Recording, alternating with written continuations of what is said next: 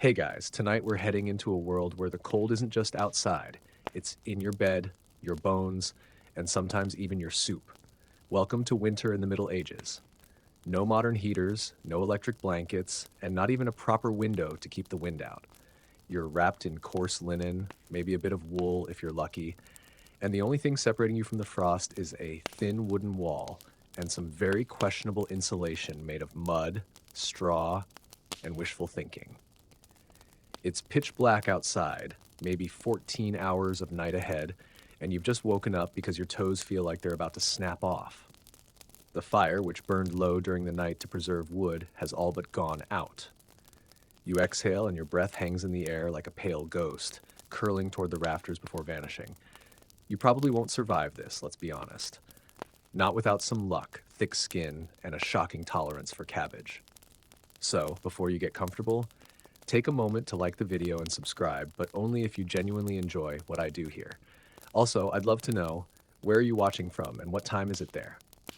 Drop it in the comments. Now, dim the lights, maybe turn on a fan for that soft background hum, and let's ease into tonight's journey together. The straw mattress beneath you is crunchy. You shift slightly and hear the creak of wood, the crinkle of old reeds, and something scurry across the rafters above. Might have been a rat. Might have been your imagination. Either way, there's no point in panicking. Rats are basically roommates this time of year. You curl deeper into the bedding. It's not really a blanket so much as a patched wool sheet with holes in it. And beneath it, a layer of itchy linen. And beneath that, you. Your fingers are stiff, and your nose feels like it's made of ice. This isn't just a cold morning. This is every morning, every night, from November through March. If you're further north, maybe even longer. Welcome to medieval winter. Now, don't go thinking people back then were just naturally tougher. Sure, they were used to it, but that didn't mean they enjoyed it. You'd hear groaning from every corner of the house when someone had to get up before dawn. The eldest or unluckiest family member usually had fire duty. They'd fumble out of bed, stomp their half-frozen feet into straw-stuffed leather shoes, and shuffle over to the hearth to coax a few glowing embers back to life. Sometimes they'd find a bucket of snow inside the room, snow that had blown in through gaps in the walls or fallen through the roof overnight. Other times it was simply the frost on the floor that needed scraping before anyone could even think about cooking. And if you were part of a poorer family, and statistically, you were, your sleeping quarters weren't separate from the animals. Cows gave off heat, you see. So did pigs. You might be shivering, but the goat snoring beside you was toasty warm and possibly judging you. The walls, if you could call them that, were often wattle and daub, a fancy phrase for twigs smeared with mud. Not exactly up to code. The windows, covered with parchment or cloth, since glass was expensive and reserved for the church or the Lord's manor. You couldn't exactly peek out and admire the snow. Mostly you just felt it blowing in. Historians still argue whether medieval peasants genuinely preferred sleeping through the darkest months, or whether they simply had no other choice. Records show that people often went to bed as early as 6 p.m., not because they were sleepy, but because candles were precious and warmth was a communal affair.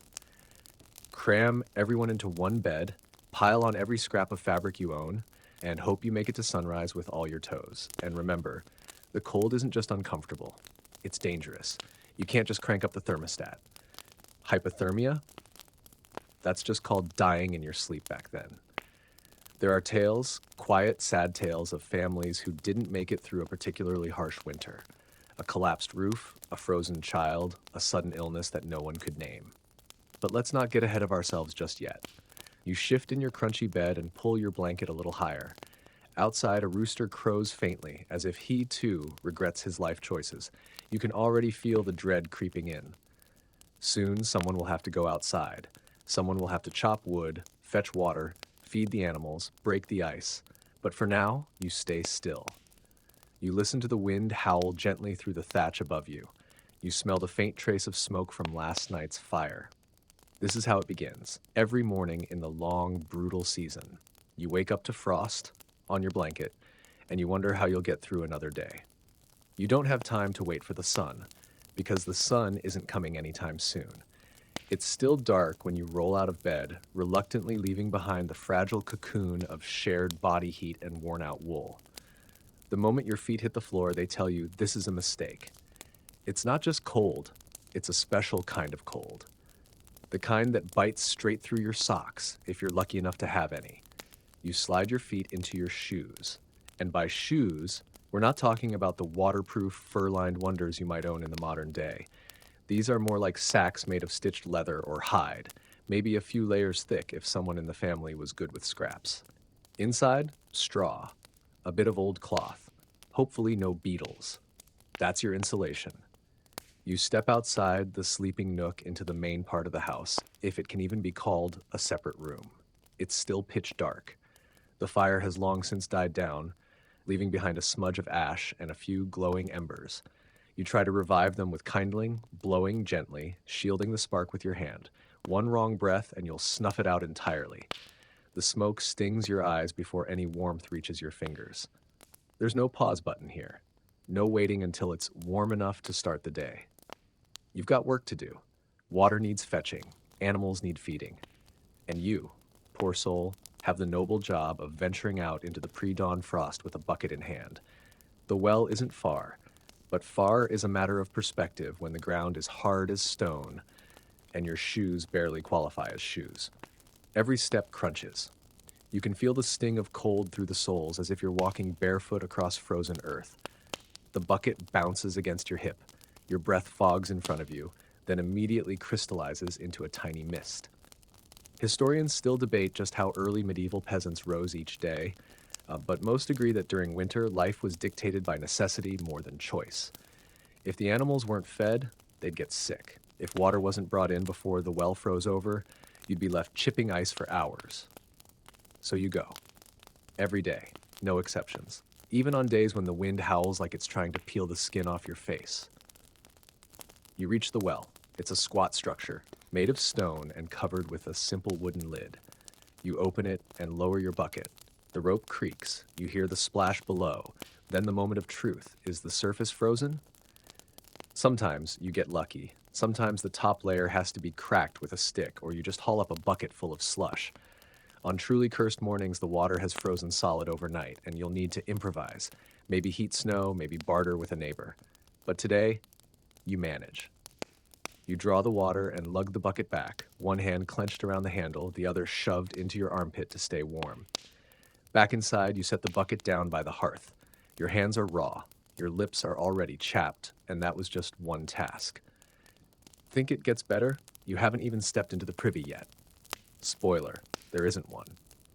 You walk past the animal stall, maybe a goat bleats in protest, until you reach the back of the house. Or the woods. Or a trench dug last autumn and hidden under snow, squatting in sub-zero temperatures while trying not to freeze anything. Sensitive? That's your reality. You start to get creative, perhaps using a chamber pot and praying someone else empties it. Back inside again, your siblings or cousins are finally stirring. They groan as they emerge from under the covers, hair sticking up, noses pink from the cold. Nobody wants to get up, but the fire's going now. Slowly. You pass around cups of water. It's lukewarm at best. A chunk of ice floats in one like it's a sad medieval cocktail. Breakfast is probably some leftover pottage. It's a thick, flavorless mash of grains, maybe with dried peas or turnips. Maybe you reheat it if there's enough wood. Maybe you just eat it cold. Either way, it sticks to your ribs, and that's all anyone's asking for in January. You huddle around the fire with your family. The walls creak as the wind picks up. You pull your cloak tighter if you have one. Wool is precious. Most people have one outer garment and sleep in it, eat in it, work in it, and eventually die in it. You glance at the door. You'll be heading out again soon, of course, maybe to chop firewood, maybe to tend to livestock, maybe to help clear the snow off someone else's roof for a handful of dried beans. Every task takes twice as long in the cold. Every chore is a chance to slip, to freeze, to break something. And still, there's no real rest. Your day has only begun. The winter shows no mercy. It doesn't care if you're tired or hungry or 15 years old with frostbitten toes and a runny nose. It only asks one thing: can you keep moving? And if the answer is yes, you've already won something. The fire crackles faintly now. finally showing a bit of life. Everyone leans toward it like plants straining for the sun. But firewood is precious, and the rule is simple: don't use more than you have to. Logs take time to chop, and every trip into the woods risks frostbite, twisted ankles, or worse. So you make do. The fire never quite stays lit. Someone is always assigned to watch it. The moment it starts to fade, you scramble to feed it more twigs, more scraps, anything that burns. Sometimes you burn animal dung, not out of preference, more out of desperation. It smells exactly as you think it would, but heat is heat. You learn to ignore the scent, or you pretend it reminds you of summer. That's a lie, but it helps. The hearth is the beating heart of the household. Not just for warmth, but for light, food, and any kind of comfort. It's where people dry their clothes, steam hissing as frozen tunics hang near the flame. It's where elders tell stories, and where children warm their hands after trudging back inside, faces red, ears aching. But keeping a fire going isn't easy. The wood might be damp, maybe it snowed last night, and now every piece you manage to stack is soaked through. You spend half the morning blowing on a smoldering log like it's your one true love, praying for it to catch. If you're lucky, it does. If not, you all sit around shivering, waiting for someone braver to go out and fetch more. Historians still argue whether medieval families truly sat around in silence on winter days, but many suggest that during the coldest months, things slowed to a near halt. Work continued, but movement was minimal. You couldn't waste calories. You couldn't waste warmth. So the house becomes a quiet bubble of breath and fire. The problem, of course, is that the heat never reaches far. The hearth might be roaring, temporarily, but the back corners of the room, freezing. Your toes thaw too slowly. Your fingers remain stiff. You rotate, inch closer, try not to hog the best spot, even though everyone else is thinking the exact same thing. The rich have it better, of course. If you're in a manor house or castle, you might even have multiple hearths. Maybe one in the kitchen, one in the great hall, maybe even one in your bedroom if you're someone very important. They burn better wood and they have people to maintain it. But even then, stone walls bleed heat. Castles are drafty. Cold climbs down the chimney like an uninvited ghost. You pull your cloak tighter. The stitching near your elbow is coming loose. You consider remending it with thread salvaged from another garment, but your fingers can barely move. Later, you tell yourself, food is cooking, or what passes for food. Pottage again, the same gruel, thick with yesterday's leftovers and tomorrow's hopes. If you're lucky, there's a bone in it today, maybe even a bit of fat to give it flavor. The heat from the pot is the second best thing to a proper fire, so people cluster around, pretending to help stir. Here's the kicker. You're not the only one relying on that fire. In many homes, the livestock shares the living space. The warmth from cows, goats, even chickens adds just enough heat to keep everyone from freezing solid. The animals in turn rely on you to keep the fire going, to keep their water from icing over, to keep their hay dry. It's a symbiosis that smells like manure and survival. Some say it's comforting, waking to the low sigh of a cow beside you. Others say it's just gross. Either way, that's your reality. If the fire goes out, it's not just you who suffers, and it does go out.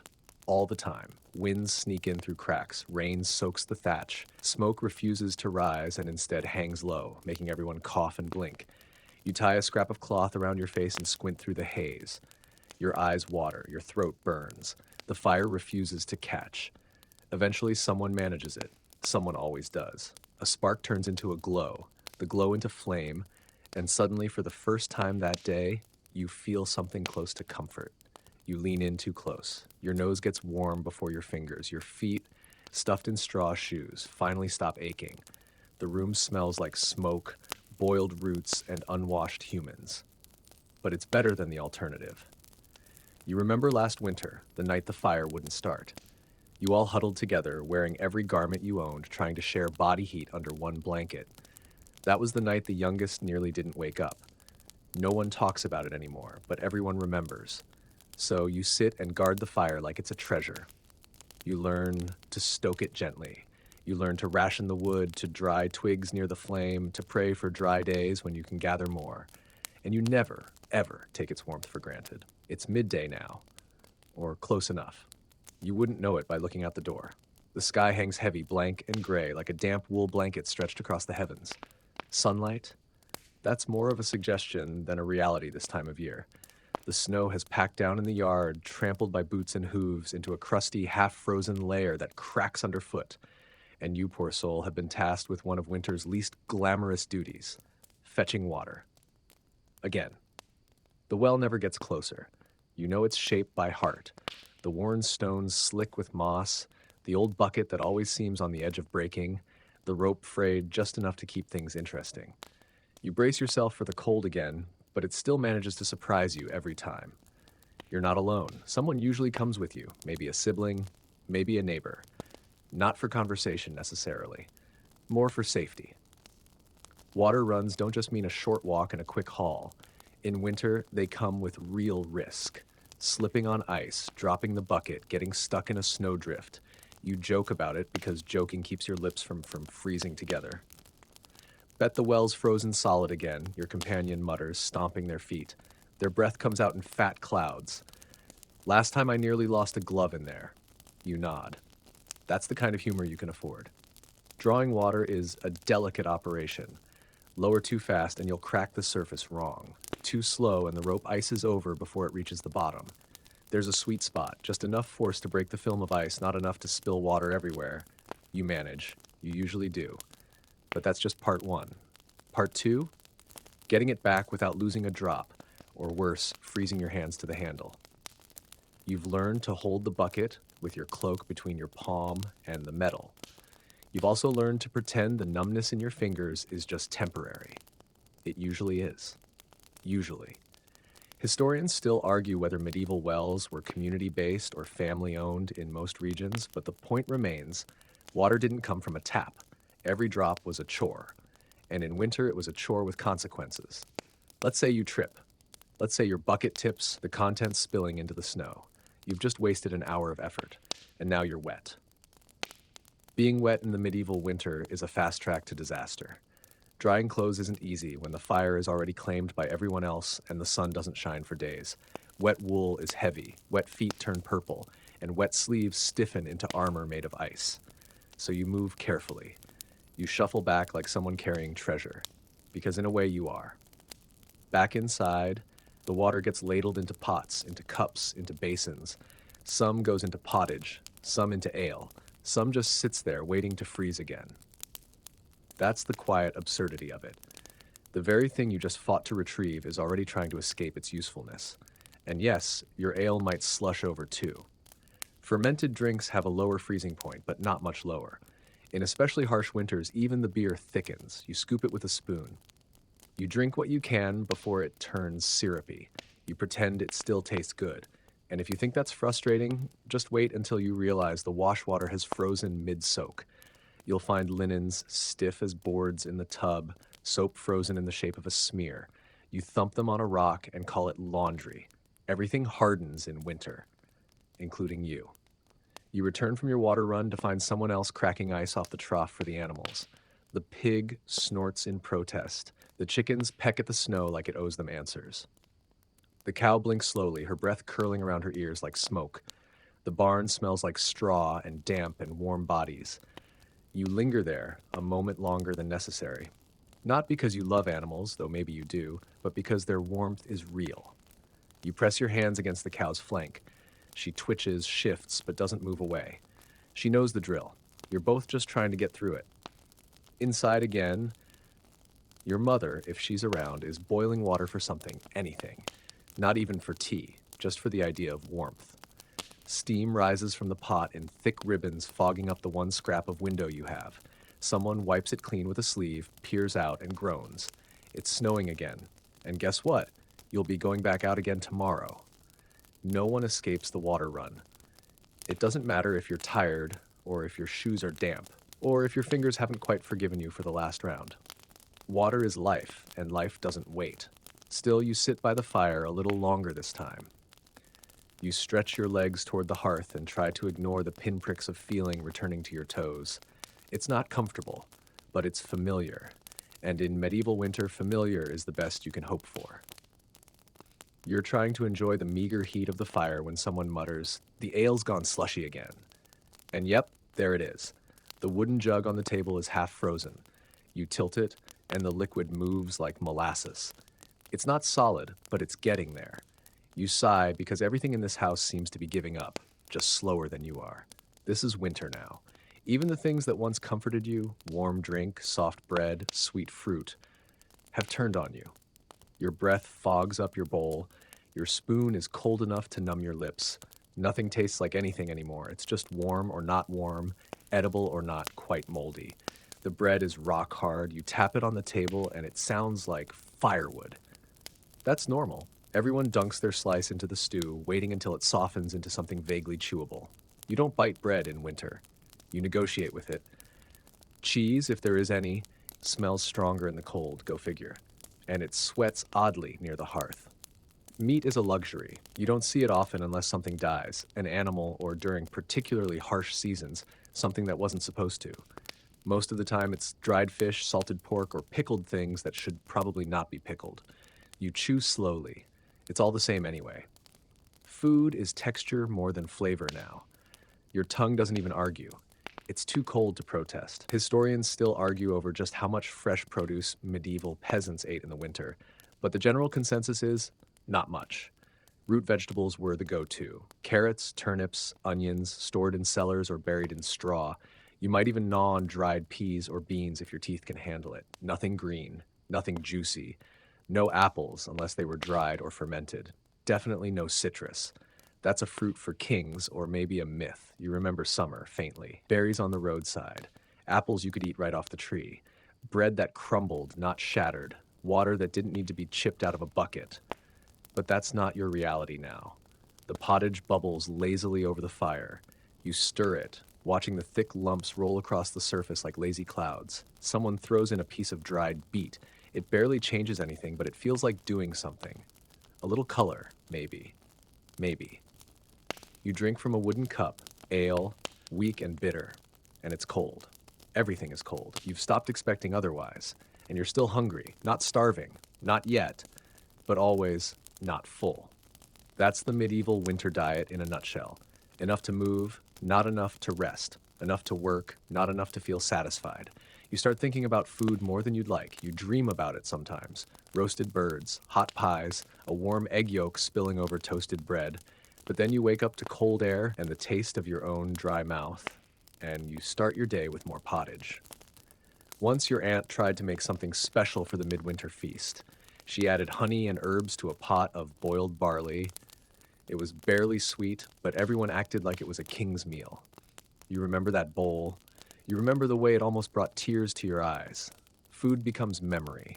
Memory becomes hope. Hope becomes a reason to keep stirring the pot. The kitchen, if you can call it that, is just the hearth. No counter, no spice rack. Everything happens around the fire. You use what you have. If you don't have something, you pretend. That's half the trick. Add salt and pretend it's meat. Add vinegar and pretend it's fresh. Add nothing and pretend you're not eating the same stew for the 12th time. You chew with your mouth closed because no one wants to see that. You pass around the pot, scraping the bottom. You let the youngest have the last carrot slice. You watch them smile like it's treasure. Then you rinse your bowl with snow. There's no soap. You wipe it clean with straw. You set it near the fire so it doesn't freeze. And then you wait. For what? The next meal? The next chore? The next shiver? It's all the same in the end. You think about the phrase you heard once, hunger sharpens the mind. You disagree. Hunger dulls everything. It wraps your thoughts in fog. It slows you down, makes you quiet. You sit by the fire, belly just barely lined, and wonder what dinner will be. Spoiler, it's pottage again. But you'll eat it anyway, because warm is better than good. Full is better than flavorful, and alive is better than not. You sit cross-legged by the hearth, hands outstretched toward the fire that's finally decided to behave. The warmth reaches your palms but goes no further. Your legs are still stiff, your toes curled tightly inside straw-packed shoes, and your skin itches. At first, you think it's just the cold, but then you feel something move, just a little, and you know. Lice. Winter doesn't kill them. It slows them down, maybe, but not for long. You scratch the back of your neck. You scratch your arm, then behind your knee. You try not to make a face. Someone across the room is doing the same thing. You glance at each other, both pretending it's just dry skin. It's never just dry skin. Your clothes haven't been washed in weeks, maybe months. There's barely enough water to drink, let alone soak a tunic or cloak. And soap? Not unless you made it yourself from leftover animal fat and ash, assuming you had either. So your layers stay on and on and on. Wool tunics, linen undershirts, patched leggings, and heavy cloaks. Most of it never leaves your body from November to April.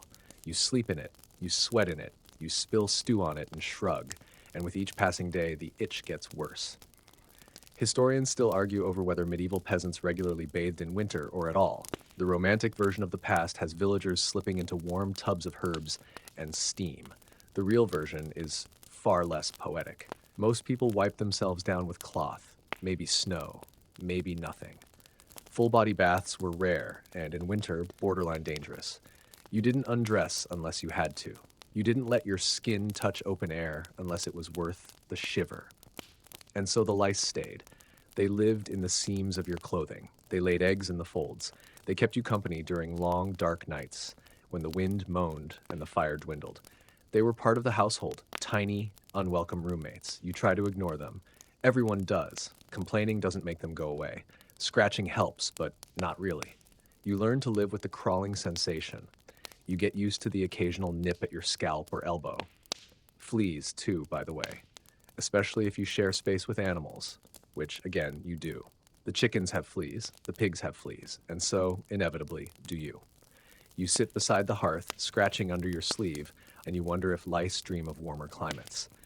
You peel back your tunic just a little. A patch of skin near your shoulder is red and raw. You'll dab it with something later. Maybe a smear of lard, if there's any left. Maybe a warm cloth, if someone has the time. You briefly consider cutting your hair off to get rid of them, but that would mean exposing your scalp to the cold, and that's a worse trade. You tug your cloak tighter instead. Under all these layers, your body isn't just itchy, it's cramped. The clothes are heavy, stiff with grime, and stitched so many times they barely resemble their original shape. You haven't stretched properly in weeks. Your knees pop when you stand. Your back aches from sleeping curled up to preserve heat. And yet you keep the layers on, because the moment you remove even one, the cold finds you. It worms its way in like smoke under a door, winding through every loose thread and hole. One gap at the wrist and you'll be shaking before you've even noticed. Better to stay itchy and warmish than clean and frozen. At night, the layers don't come off either. You don't change into sleepwear. There is no sleepwear. You just lie down in what you wore all day and hope the fleas settle down before you do. Sometimes you hear someone muttering in the dark, trying to scratch without waking the others. You recognize the rhythm of it. A drag of fingernails, a huff of breath, a soft thud as someone shifts to get away from the crawl. You do the same thing.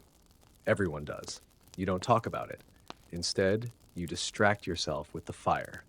You check the pot of pottage again. You wrap and unwrap your feet with old cloth, trying to find a better configuration. You pick at a seam on your cloak, wondering if you can patch that hole near your hip. Your fingers feel thick and slow, as if they belong to someone else.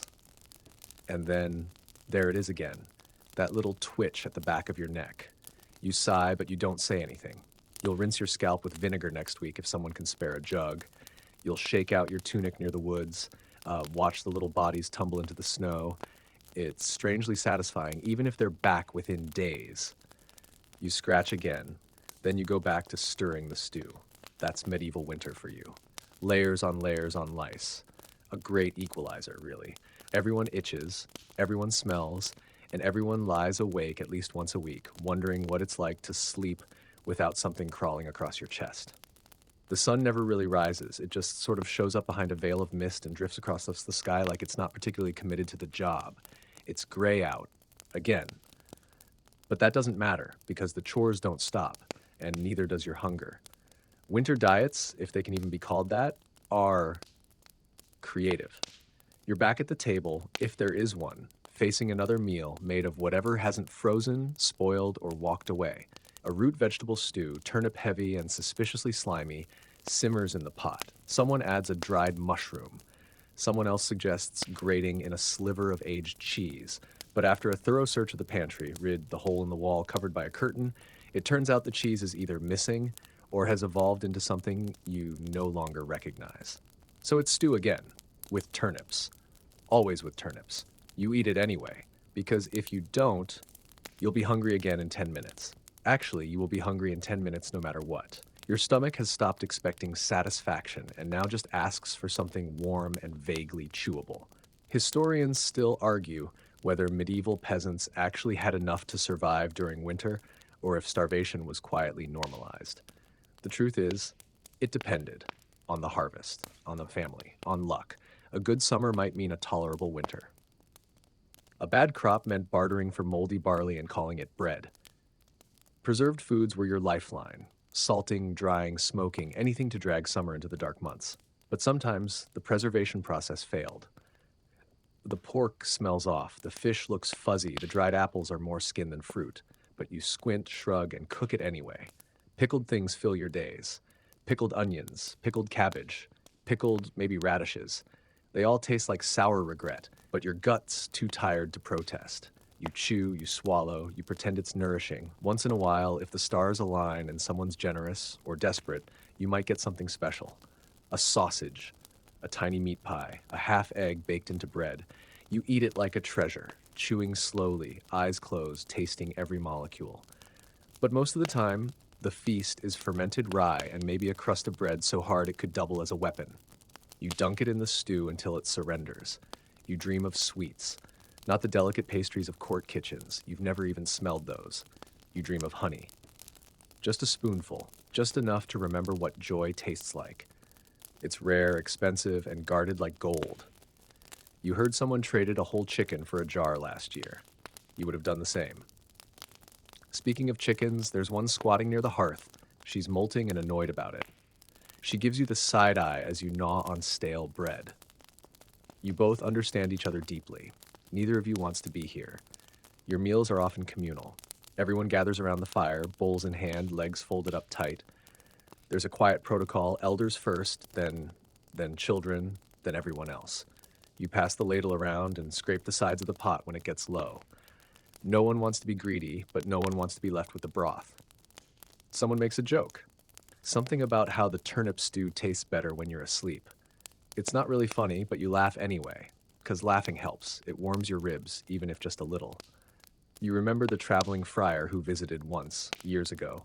He told stories of roasted lamb, fresh herbs, and wine thick as blood. He said the nobles ate 5 times a day in winter, wrapped in furs, drinking from silver cups. You wanted to believe him. You still kind of do. But here, in your reality, you eat to function, to lift things, to walk, to not fall down in the snow. Your body has adapted. You've lost a little weight. Your joints ache. You feel hollow sometimes, like your skin's doing its best, but your insides are on strike. But still, you get up, you stir, you chew, you move on. Some people eat things you'd rather not talk about. Bark, if you boil it long enough. Leather straps soaked in broth. And in truly grim winters, well, you've heard the rumors. You don't ask. You just scrape the bowl clean and pray the thaw comes soon. But not yet. For now, it's one more bite of turnip, one more gulp of sour ale, and the soft, shared hope that tomorrow brings something different, even if it's just a slightly better mushroom. You've got a tickle in your throat. Not a cough, yet, but that unmistakable little scrape that says, something's coming. Maybe it's just the smoke from the fire, maybe it's the cold air you've been sucking in all day, or maybe it's the start of something worse. In medieval winter, getting sick was about as relaxing as a bear hug from death himself. And medicine, let's just say your options weren't exactly comforting. You clear your throat. It doesn't help. Someone notices. Drink something warm, they say. So you take a sip of the weak, lukewarm ale that's been sitting too close to the hearth. It tastes like sour bread and metal, not helpful. You consider asking for help. But what would that even look like? Medicine in this time is more art than science, and more guesswork than either. Your mother pulls a cloth from a shelf, a mash of herbs wrapped in waxed fabric. She tells you to inhale it. It smells like onions, vinegar, and possibly sadness. You do as you're told, because you don't really have other options. Historians still argue whether medieval medicine was a total failure or just misunderstood for its time. Sure, some treatments worked. Honey as an antiseptic, mint for nausea, garlic for infection.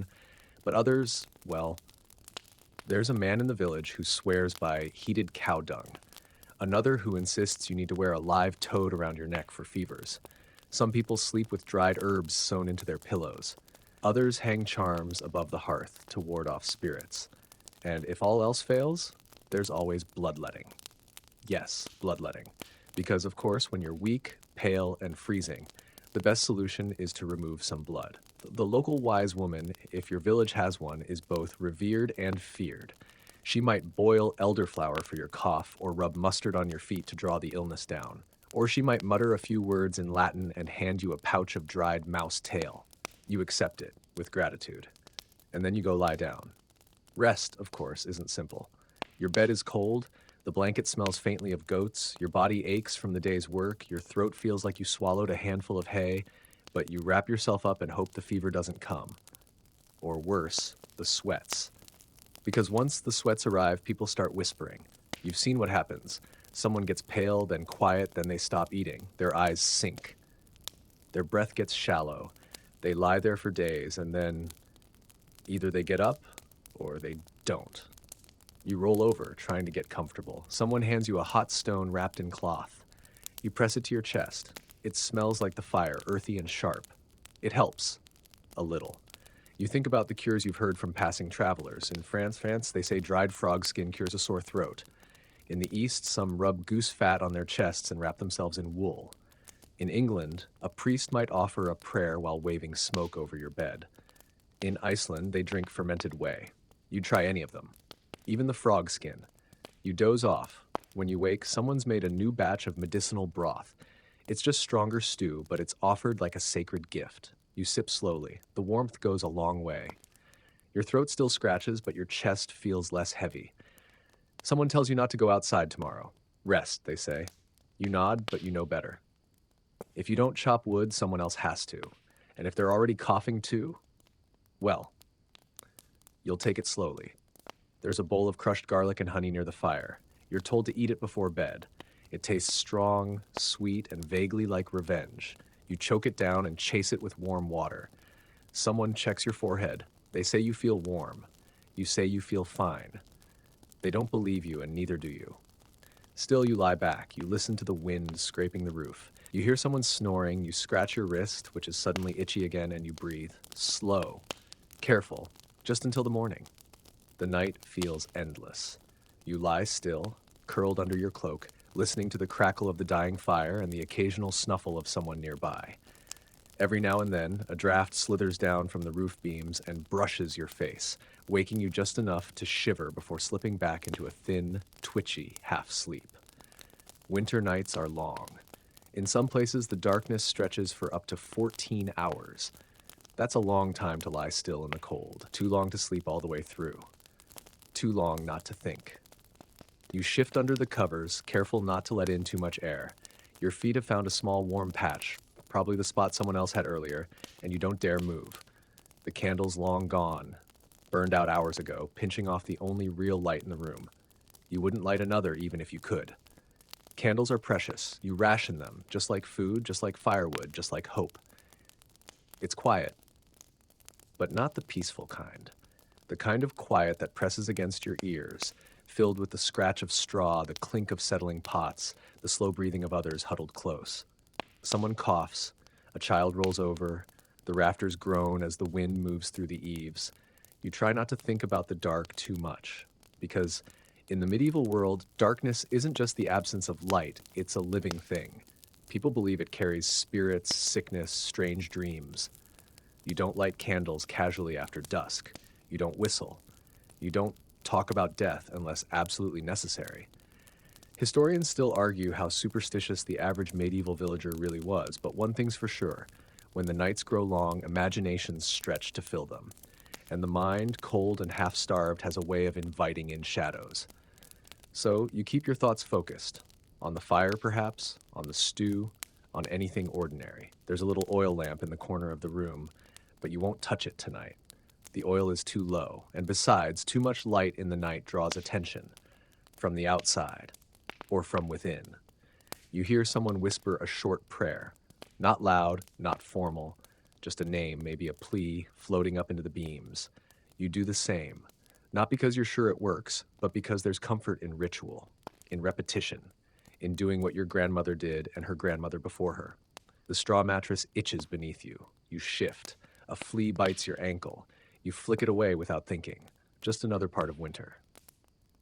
Sleep doesn't come all at once. It never does. It arrives in fits and starts, 5 minutes here, 20 there. You drift, dream, wake again to find the fire lower than before. In those small hours, time stretches. You think of things you haven't said, people you miss, the sound of birds, the smell of rain, the taste of something fresh, something green. You reach over and pull the blanket higher. Your hand brushes another.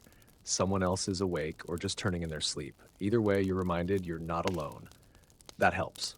Eventually, your eyes get heavy again. Your limbs relax just enough. You fall into a kind of rest. Not restful, but better than nothing. Morning will come, slowly, silently. No trumpets, no sunlight streaming in, just a faint lightening of the room. A change in the cold. Until then, you lie there, still, waiting, listening to the candleless night. There's a sound, a shift, a soft groan, a muted thump that yanks you out of your shallow sleep. At first, you think it's someone moving nearby, but then it happens again. Louder this time, a dull cracking. You freeze. Ears wide open, heart suddenly aware that winter has teeth you hadn't quite prepared for. Then comes the whisper.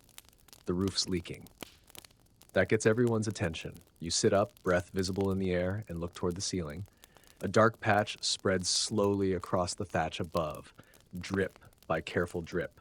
It's not raining outside, it's snowed, which means the thatch is soaked, and the snow piled up there all week is finally starting to melt under its own weight. You've seen this before. Everyone has. Snow sits too long, water seeps through, and before you know it, your ceiling's weeping cold tears onto your only blanket. Thatch roofs are tricky things. They're meant to breathe, to shed rain and snow with clever sloping angles and thick layering of straw or reeds. But over time, especially in poor homes, they sag. Gaps appear. The binding twine loosens. And a good snowstorm doesn't care if you're asleep or clinging to your last dry sock. Someone moves a bucket under the drip. You hear the plink as water starts to collect.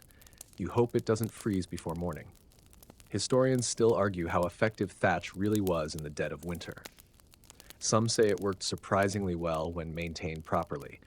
Others say the poor didn't have the resources to make it work at all. One thing's certain, it didn't protect you from rodents. You shift slightly as a bit of straw falls from above. A mouse scurries along the rafter, then disappears. There's always something up there. Mice, rats, sometimes birds. One winter, a stoat made a home in your neighbor's roof. Cute, until it started stealing eggs and chewing through bundles of stored grain. The wind picks up outside. The thatch rustles, flutters, then stills. You hold your breath, wondering if that sound was snow sliding or something worse. And then it happens. A section of the roof gives way with a low, wet groan. Snow tumbles through the gap like an avalanche in miniature, landing with a heavy thud near the hearth. Ash flies up. A few embers scatter. Everyone scrambles. Someone curses. Someone else laughs. Because what else can you do? You grab a blanket, try to scoop the snow back outside. It's heavy, slushy, and melts fast. Everything it touches turns instantly wet. The fire hisses in protest. You fan it with your hands, coaxing it back from the brink. The room smells like wet straw, smoke, and fear. You look up at the jagged hole in the roof, framed by stars and the ghostly moonlight. You sigh. You can't fix it now. Not in the dark, not in the cold. You do the best you can, prop a board under the gap, wedge a pot beneath the new drip, hope it holds. And just like that, your night got colder. You crawl back to your corner, damp now, down, everything just slightly worse than it was an hour ago. But you're grateful it wasn't the whole roof. You've heard stories, heavy snow breaking beams, collapses that bury people in their beds. That's rare, but not impossible. Every winter, someone loses a home to the weight above. You lie back down, hound. The blanket feels thinner than ever. You pull your hood over your ears. The fire sputters.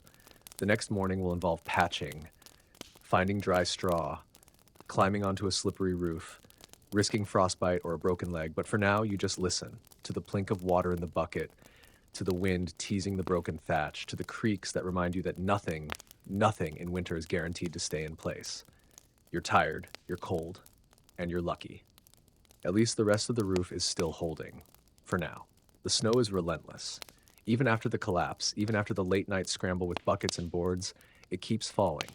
Not heavily, but steadily. Like it knows you've had enough and just doesn't care. The next morning arrives slow and gray. No sun, no warmth. Just that dull, frozen hush that hangs over everything in deep winter. You wake with your blanket half frozen near the edge and your breath rising in pale wisps. Someone stirs the fire. Someone else tries to wring out a wet cloak. No one's talking much. It's colder inside than out. That happens more often than you'd think.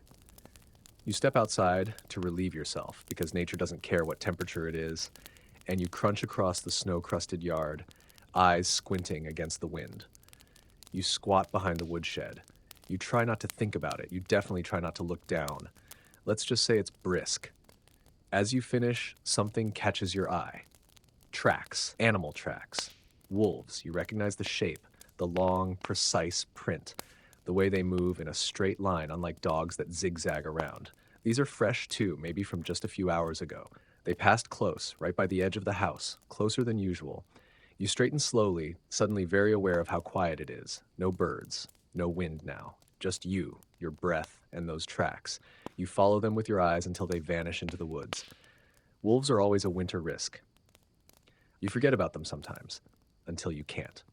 Hungry, bold, silent. They stay out of sight most days, but deep snow drives them closer to villages, closer to the smell of fire and livestock, closer to warmth, just like you. Historians still argue how common wolf attacks really were in medieval Europe. Some believe the stories were exaggerated, legends spun around fear and superstition. Others point to parish records and old village accounts of wolves snatching animals, even children, in the deep months of winter. You believe the records. Back inside, someone mentions missing chickens. No feathers, no blood, just gone. You tell them about the tracks. No one says much, just a few glances. A couple of people go to check the fence near the goat pen. Someone tightens the door latches. The fire gets fed a little more aggressively than usual. At night, you hear howling. Not close, but not far either. It starts low, then rises in eerie chorus, echoing across the snow-covered trees. You freeze, spoon halfway to your mouth, and listen. Everyone does. There's a long silence afterward. Then the creak of the rafters, then the plink of a leak. Then slowly, everyone exhales. You go to bed with a knife under your cloak. It won't help, probably, but it makes you feel like it might. You dream of teeth. The next morning, the tracks are gone, blown over by fresh snow. But the memory stays. You check the door 3 times that night. You sleep light, and you remember something your grandmother once said, "The cold isn't what'll kill you, it's what follows it." You're woken by a sharp yelp outside, the kind that makes your blood thump in your ears before your eyes are even open. You bolt upright, heart racing, already tangled in your blanket. Someone's shouting. A door slams. You scramble to the window. Well, the hole in the wall with parchment stretched across it, and squint through the frost. It's just your cousin, barefoot in the snow, hopping back toward the house with one hand clutched to their foot and the other waving in the air like they've just danced on nails. Chilblains. Again. They got up to feed the goats, didn't bother with shoes, and now their toes look like angry red fruit about to burst. They stomp back in, muttering, swearing under their breath while someone grabs a cloth soaked in vinegar. The smell hits the room like a slap, but no one complains. That cloth is the closest thing you have to medicine today. Welcome to winter as a child, or really anyone under the age of 20, because unlike adults who might get a break from the worst chores with enough gray hairs and complaints, kids get everything else. You, for example, are about to haul frozen manure. Again. Historians still debate how childhood was understood in the medieval world, but one thing's certain, you were expected to work. Early. Chores weren't optional. Age didn't make you exempt, it just changed your tasks. And in winter, those tasks turned brutal. Chop kindling until your knuckles split. Carry buckets so heavy they leave bruises on your thighs. Sweep snow from paths that will be buried again in an hour. Crawl into tight crawl spaces to scare out rats. Hold torches while your father patches the barn roof in the freezing wind. And through it all, chilblains. Swollen, itchy, stinging blisters that swell up where the cold bites hardest. Fingers, toes, ears. They don't kill you, but they don't let you forget them either. Every step is a twinge, every grip a shock. Some kids develop open sores that last all season. You try not to cry, Crying in the cold just leads to frozen eyelashes. Sometimes the grown-ups treat your aches with lard and herbs. Sometimes they tell you to walk it off. One time, your aunt rubbed your hands with hot ashes until they stopped shaking. You couldn't tell if it helped or just distracted you with new pain. There's no school to skip. Not in winter. The village priest, if there is one, might offer Latin lessons now and then. But mostly kids learn through doing, and winter is one long lesson in endurance. Even play, what little there is, requires strategy. If it's snowing, you might get away with throwing a snowball or sliding down a hill on a broken plank. But usually fun is just finishing your chores fast enough to sit near the fire before the best spot is taken. Sometimes, though, something unexpected happens. A neighbor brings honey, a dog has puppies, someone finds an apple that didn't rot in storage, and for one perfect hour, you're just a kid again. You laugh. You forget about the cold in your boots and the scratch on your face and the fact that your last decent mitten fell into the chamber pot 3 days ago. But then the wind howls, the fire sputters, and you're back outside again, fetching something, chopping something, or scraping something, frozen off something else. Today, you're hauling slop to the pigs. The bucket slips and sloshes all over your tunic. The smell is awful, but worse than that is the wet cloth now freezing against your side. You run back in, peel the fabric away from your skin like wax, and sit by the fire shivering while your mother scolds you and rubs your arms with a rough wool towel. Still, she hands you a small slice of dried plum afterward, rare, sweet, sticky. And just like that, you're okay again. Kind of. Your cousin limps past, still complaining about their toes. You share a glance. Another long day, another lesson from winter. It doesn't play favorites, especially not with children. The wind has teeth again tonight, not sharp ones. No, not the kind that bite quick and deep. These are dull, patient teeth. The kind that gnaw slowly through cloth and resolve. The kind that scrape at shutters, press through the thatch, and find their way into your bones no matter how many layers you're wearing. You're doing your usual before-bed fire watch, staring at the low glow of embers like they might give you answers to questions you don't even bother asking anymore. But your thoughts won't stay still, because there it is again, faint, distant, a howl. You stop moving, so does everyone else. The entire room seems to hold its breath, a long, low, rising note, somewhere out in the dark. Wolves, again. They've been circling for days now. You haven't seen them, not directly. But the chickens are nervous, the goats are quiet, and that old dog that lives by the grain store won't leave his post, not even to eat. Historians still argue how often wolves truly attacked medieval villages, but folklore doesn't argue, it tells stories. Dozens of them. Wolves snatching children, cornering travelers, chasing sleighs through the snow. There are songs about them, prayers, curses. You grew up hearing those stories. The one about the girl in red, the one about the hunter with silver buttons. The one where a whole village had to sit on their roofs for 3 nights because the wolves had taken over the streets. Tonight, it doesn't seem like just a story. You get up quietly, cross the room, and check the door, just to be sure. The latch is in place. A second bar has been slid across. Nothing's getting in easily. But you still check it twice, maybe 3 times. You throw another log on the fire, one you were saving, but it's worth it. The light flares. Shadows lurch across the ceiling. You pretend they're just tricks of the flame. Your cousin says something under their breath. You don't ask them to repeat it. You already know it's some old rhyme meant to keep bad things away. Outside, the wind shifts. The howl comes again, closer. Not a scream, not a bark. Just that long, mournful note that reminds you that something out there has been hungry for much longer than you. You think about the animals. The coop's latched. The barn is sealed. But you also remember the stories about wolves digging, about them slipping through cracks, moving like shadows, quiet until the worst moment. Someone tosses a handful of dried mint into the fire. It smells sharp and clean and almost holy. You don't know if it actually wards anything off, but it's a tradition. And tradition has weight in times like this.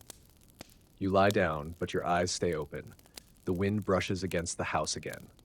Something thuds in the yard. Maybe it's nothing. Maybe the woodshed. Maybe not. You hear someone muttering a prayer in the dark. It's not loud. It's not meant for others to hear. And eventually, you sleep. Not deeply, not all the way, but enough to drift through the night in uneasy warmth. The morning brings silence. You step outside, breath white, face burning from the cold. The snow in the yard has new prints.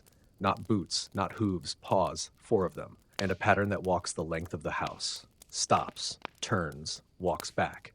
You stare at them longer than you mean to. Then you brush fresh snow over the tracks and go back inside. No one asks. You don't tell.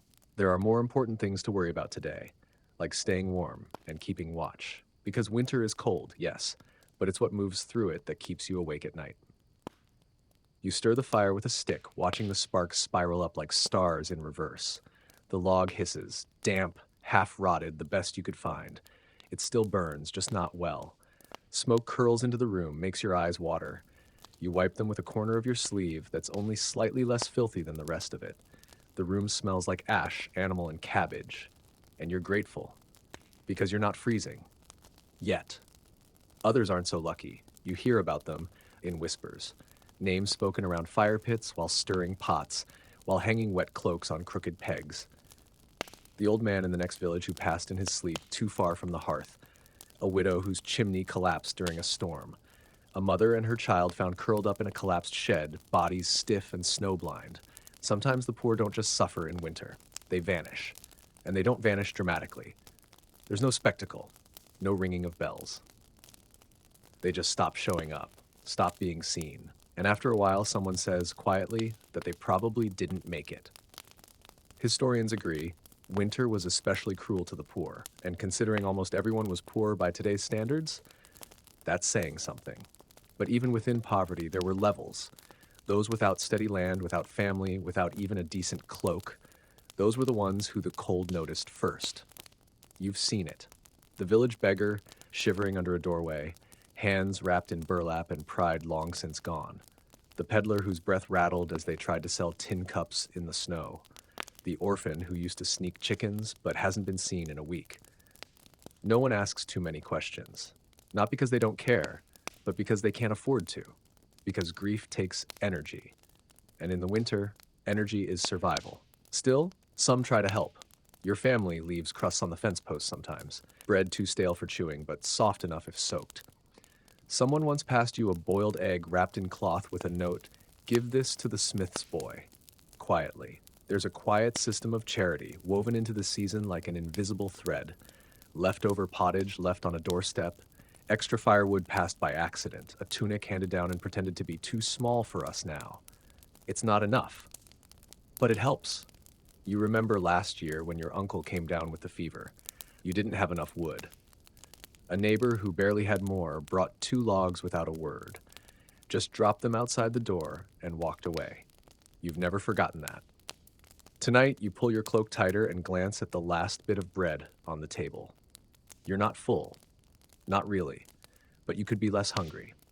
And you know the woman 2 doors down has 5 children and no husband. So you wrap the crust in a bit of cloth, slip it into your pocket, and wait for the right moment to leave it near her door. You don't do it for thanks. You do it because you might be in her shoes tomorrow. The fire pops loudly, makes someone jump. The little ones curl up tighter. You throw on another handful of kindling, hoping to stretch it a bit longer. And you think about how unfair it is that something as simple as warmth can be a luxury. Not comfort, not joy, just warmth. And in this world, you earn it every hour, with work, with grit, with luck, or with kindness if you can spare it. The cold has settled in so deeply now that you can feel it behind your eyes. Even when the fire is strong, even when your belly has a bit of warmth in it, the chill stays, like a second skin, like a quiet voice that hums just behind your heartbeat, reminding you, don't get too comfortable. But today, something changes. It starts with the light. It's faint at first, just a shimmer of gold sneaking through the cracks in the wall where dull gray used to live. You blink, unsure if your eyes are playing tricks on you. But no, it's real. It's sunlight, and not just the pale, weak kind you've grown used to. This has color, a little glow. It spills across the floor, bouncing off the soot and straw, catching in the steam rising from the morning pot. And then someone says it, half in disbelief, "Spring's coming." The words hit the room like a prayer. You step outside, scarf wrapped tight, hands jammed into your armpits. The wind is still cold, of course it is, but there's softness in it now. It brushes your face instead of slapping it. The sky above looks slightly less like a lid and more like a window. The snow hasn't melted, not yet. But there are patches, tiny places where Earth peeks through, brown and ugly and glorious. You spot a bird, just one, perched stupidly on a branch that hasn't grown a leaf in months. It doesn't sing, it just sits, but its presence says everything. You let yourself smile. Historians often note how attuned medieval people were to the changing seasons. It wasn't just folklore, it was survival. A hint of warmth in the wind meant chores would shift, new food might appear, roads might open, letters might come. And for many, it simply meant you made it. That's no small thing. Winter kills. It kills crops. It kills animals. It kills people. But it also shapes those who survive it, hardens them, humbles them, binds them together. Because every day, every fire tended, every pot stirred, every kindness offered, that was resistance. A small, stubborn act against the dark. You go back inside, your hands are red, your ears ache, but your heart's lighter. Not warm, not yet, but lighter. Someone's smiling, someone's whistling, someone else is sketching a plan for planting, even though the ground is still solid. Hope doesn't wait for perfect soil. And you sit near the hearth, lift your bowl, and notice that even the stew tastes different today. Same recipe, same turnips, but there's something else in it now. Possibility. So now, as the fire settles and your body begins to soften into the quiet of rest, you can let go. Let go of the weight of the cold, let go of the scraping wind, let go of the long nights and hard mornings and the sound of howls just beyond the fence. Breathe in slowly, deeply. Imagine the softness of sunlight on frost. The way it glitters before it melts. The first squish of thawed soil underfoot. The sound of dripping from rooftops. The first green, just a blade or two, brave and small, pushing up through the frozen earth. These are the signs. These are the promises. That warmth will return. That days will stretch. That the air will carry the scent of herbs, and bread will soften, and shoes will dry faster near the hearth. That there will be fewer coughs, fewer cracked lips, fewer stories that end with someone whispering, "We think they didn't make it." You survived. Even in this small, quiet imagining, you made it to the other side of winter. You can rest now. You've earned it. The fire dims. The room fades into softness. Your limbs grow heavy and warm. Your breathing slows, and the sounds of the past, the cold, the hunger, the dark, they all drift away like smoke through the chimney. There is only calm now. There is only you. Still, quiet, and safe.